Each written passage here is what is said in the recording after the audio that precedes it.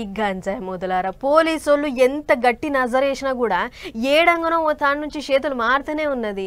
బండ్లు రైళ్ళు కుదిరితే విమానంలా ఆడ పని కాకుంటే పడవలల్లా గిట్లా అన్ని తావులకించి దేశాలకు దాటించుకుంటే పెద్ద దందానే నడుస్తున్నది. అట్లా జోరు పెంచిన ఆ గలీజ్ దందాను బంద్ పెట్టాలని సర్కార్ వాళ్ళు చాలా తిప్పల్నే వాడుతుర్రు అన్నట్లు గంజాయి అంటే యాదకొచ్చింది. విజయవాడల గంజాయి పొట్లాలను పట్టుకున్నారట పోలీసోళ్ళు. మరి పాండ్రిగా ముచ్చటేందో చూద్దాం. వారేవా చూడుర్రి ఏపీ ఈగల్ టీం వాళ్ళు ఎంత హుషారు మీద ఉన్నారో. గంజాయి పట్టుకపోతుర్రని ముచ్చట ఎరకవుడే ఆలస్యం ఎంబటే ఇట్లా పోయి అట్లా పట్టేసిర్రు. విజయవాడ రైల్ స్టేషన్ లా కోరమండల్ రైల్లో ఎవడో గంజాయి ప్యాకెట్లు పట్టుకపోతుండని పోలీసోళ్లకు మతలబందిందట. ఇక ముచ్చట ఎరక చేసుకున్న పోలీసోళ్లు జప్ప స్టేషన్ కు ఊరుకొచ్చిర్రు. ప్లాట్ఫారం మీద అంత మంది ఉన్నా కూడా ఓపికతోని సంచులన్నీ పునికి చెక్కింగ్లు చేసిర్రు. ఈగేముంది గుప్పుమని వాసన వస్తున్న గంజాయి చాక్లెట్ల ప్యాకెట్ దొరికింది. చూడుర్రి ఈగల్ టీం పెద్ద రవి కృష్ణ సారు ప్యాకెట్ ఇప్పి ఎట్లా చూపెడుతున్నాడో.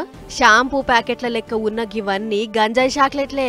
అయితే ఎవ్వరికి అనుమానం రాకుండా చాక్లెట్ల తీర్ల తయారు చేసి రాష్ట్రాలు దేశాలు దాటించుకుంటా సొమ్ము చేసుకుంటుర్రట కొందరు బద్మాష్గాళ్ళు. అట్లా ప్యాకెట్లలో నింపి కొంచబోతుంటే సీన్ సితారు చేసిర్రు పోలీసోళ్ళు. ఇక గిదే ముచ్చట మీద ఈగల్ టీం పెద్ద సార్ మాట్లాడుకుంటా గంజాయి ముచ్చట్ల సర్కార్ మస్తు సీరియస్ గా ఉన్నది. ఎక్కడైనా ఎవ్వల్లైనా గంజాయి అమ్మినా తీసుకున్నా మా 1972 నంబర్ కు ఎమ్మటే ఫోన్ కొట్టుర్రి. ఆ టైంకా వాళ్ళ కథ ఏందో మేము తేలుస్తాం అన్నట్లు చెప్పుకొచ్చిండు. అంతేకాదు గంజాయి అమ్మినోళ్ళ ఆస్తులను కూడా జప్తు చేస్తాం, అసలు అమ్మినా కొన్నా ఊకునే ముచ్చటే లేదని గరమైండు. మొత్తానికి రాష్ట్రంలో ఈగల్ టీం వచ్చినాక డ్రగ్స్ ఇంకా గంజాయి మీద గట్టి నజరే వేసిర్రు. మత్తు పదార్థాల జోలి ఇనవడితే చాలు ఈగల్ టీం వాళ్ళు గద్దెలెక్క వాలిపోయి వాళ్ళ పని పడుతుర్రు. ఇదే మోక ఇంకా కొన్నొద్దులు గట్టిగా నడిస్తే రాష్ట్రంలో అసలు గంజాయి డ్రగ్స్ అనేదే లేకుండా చెయ్యొచ్చు అని అనుకుంటుర్రు. ఈ ముచ్చట చూసిన అక్కడి పబ్లిక్